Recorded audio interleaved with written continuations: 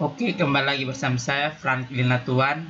Di video kali ini kita akan menganalisis dan menganalisa sistem database.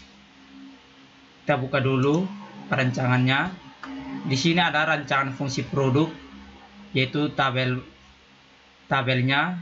Di sini ada kolom nomor, kolom fungsi produk, kolom hak akses aktor, fitur, dan juga keterangan.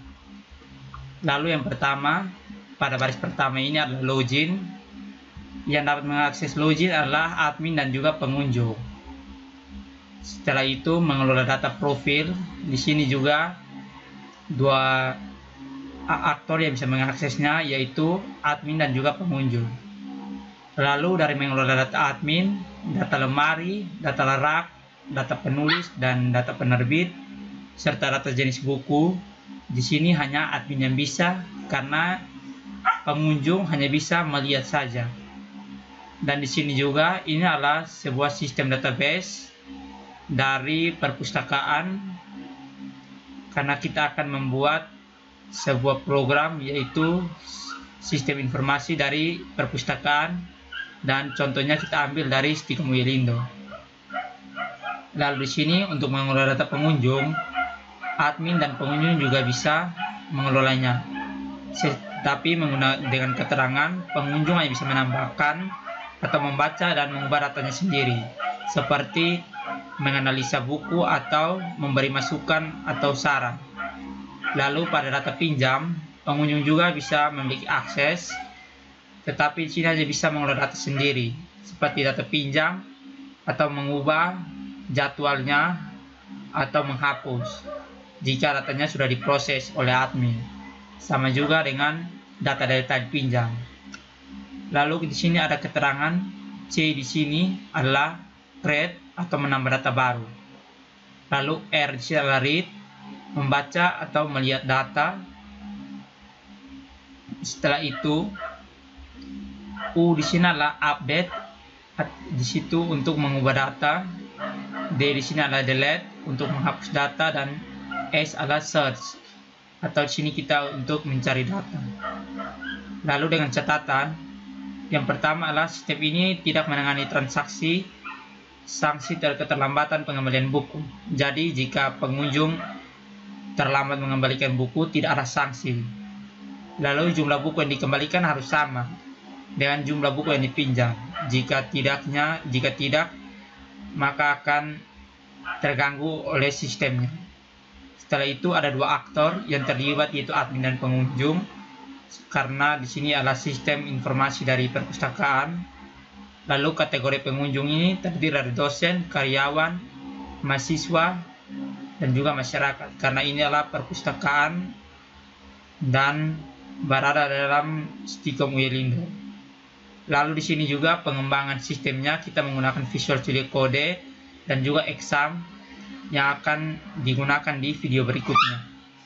Lalu dalam rancangan tabel, di sini kita memiliki 1, 2, 3, 4, 5, 6, 7, 8, 9, 10, 11. Ada 11 tabel.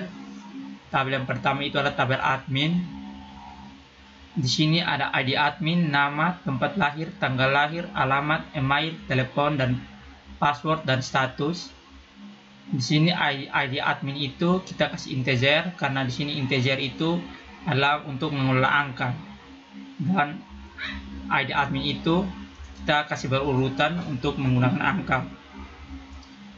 Lalu di sini nama kita menggunakan teks, karena jika ingin menggunakan varchar, masing-masing orang memiliki nama dengan suku kata yang berbeda-beda, ada yang namanya pendek atau panjang.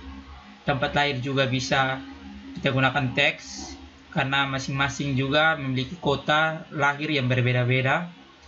Tanggal lahir di sini kita kasih date, karena agar mengisinya secara otomatis, tidak perlu menginputnya satu-satu lagi, karena date itu fungsinya otomatis untuk menginput tanggal. Alamat, email itu juga kita kasih teks, karena keterangan tempat alamat rumah itu dan juga email dari setiap orang berbeda-beda. Lalu di sini telepon kita kasih teks. Kenapa kita kasih teks? Sebenarnya bisa juga kita kasih varchar, tapi Varchar itu harus memiliki batas, sedangkan teks tidak perlu karena ada nomor telepon yang 11, ada juga yang 12, atau mungkin ada yang kurang atau lebih. Lalu di sini dalam lemari itu memiliki 2 kolom, yaitu ID lemari dan nama lemari. ID-nya harus integer dan kita kasih primary key. Dan di sini juga ada AI, yaitu auto increment, agar kita tidak perlu lagi menginput ID atau nomor pada lemari.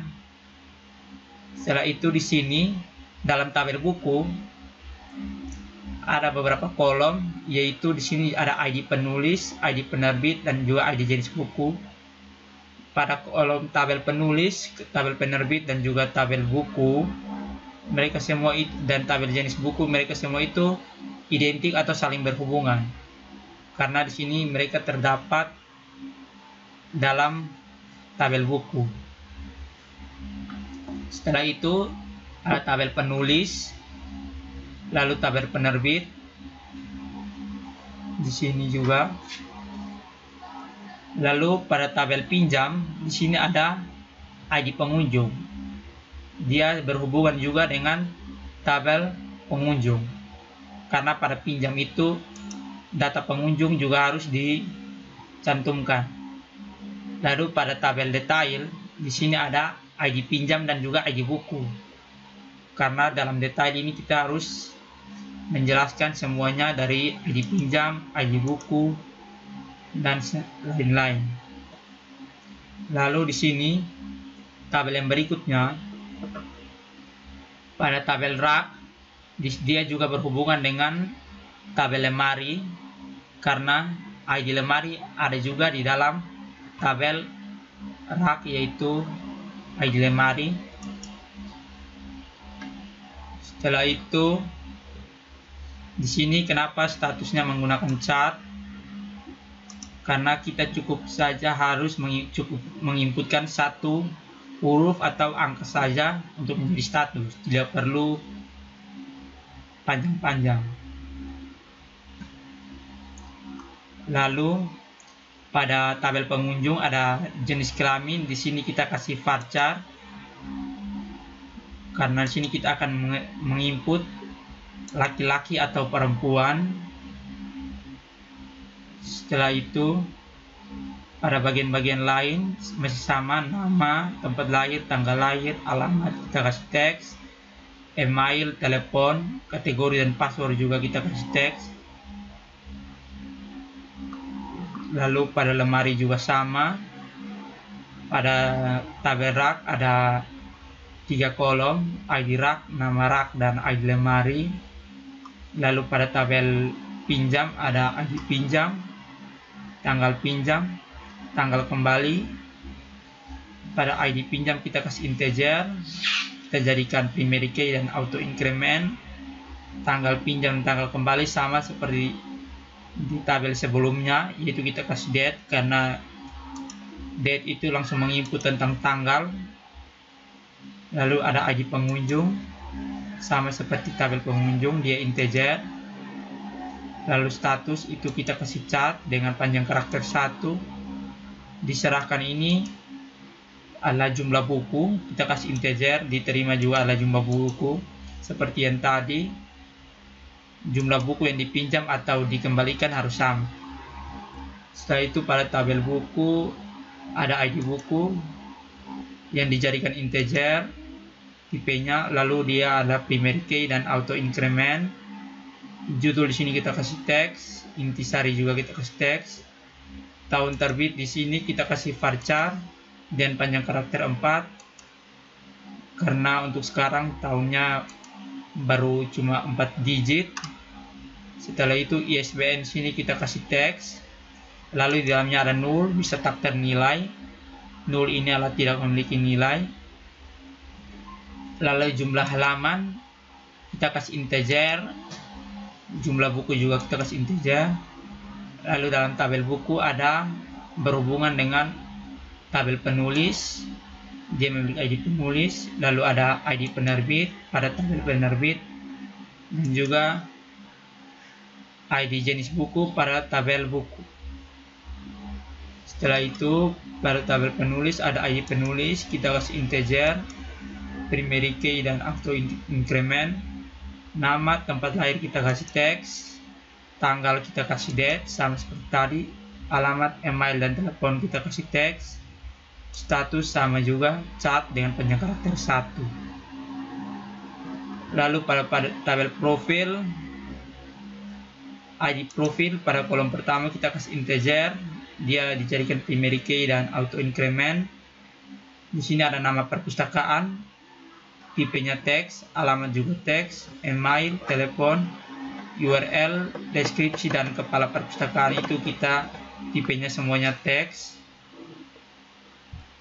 Lalu pada penerbit di sini ada ID penerbit, tipenya integer, ialah primary key dan kita buat jadi auto increment.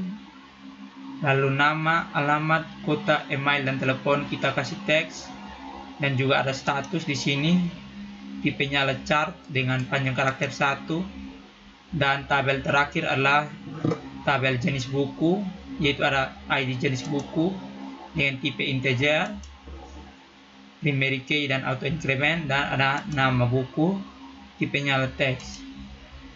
Selanjutnya kita akan melanjutkan video berikutnya dalam bentuk program untuk membuat database dari sistem informasi perpustakaan yang ada di Stikom Yelindo.